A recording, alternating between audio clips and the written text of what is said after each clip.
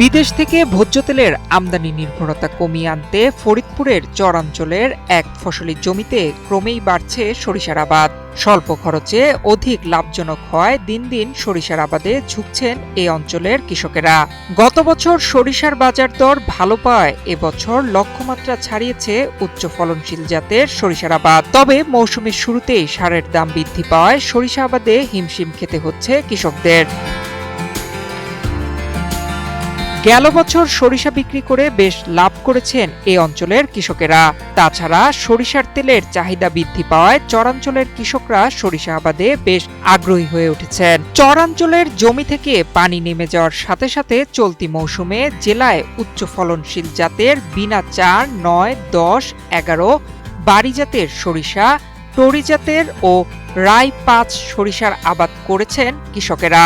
Sandalina so রূপচর্চায় আভিজাত্য। আমি ১ বিঘা সরিষা আবাদ করছি, তাতে ১২-১৩ হাজার টাকা প্রায় খরচ গেছে। দেখতেছি ফলন ভালো সম্ভাবনা আছে, যদি বাজার দর ভালো পাই ১ বিঘা সরিষা ১৮ থেকে ২০ হাজার টাকা বিক্রি করা যায়। চাহিদা বৃদ্ধি পায়, আমরা এবছর সরিষা ক্ষেত করছি, যদি দাম এরকম আরো বৃদ্ধি পায় তাহলে আমরা আরো লাভবান হব।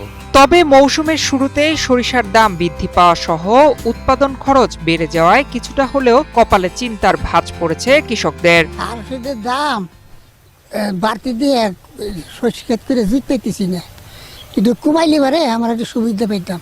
এবার দাম মেলা বেশি, ১৫-১৬ বস্তা জেনে দিম হলো ৬ কেজি, এনে দেয় ৩ কেজি, অর্ধেক দিতেছি। ইটি খেতে ফসল হয় নাকি? আগে দাম কমাই দিবে করতেছি, দাম কমাই না দিলে পরে আমরা খেত ফেলা কেমাই করুম? গরিব মানুষ কিভাবে খেত ফেলা করুম?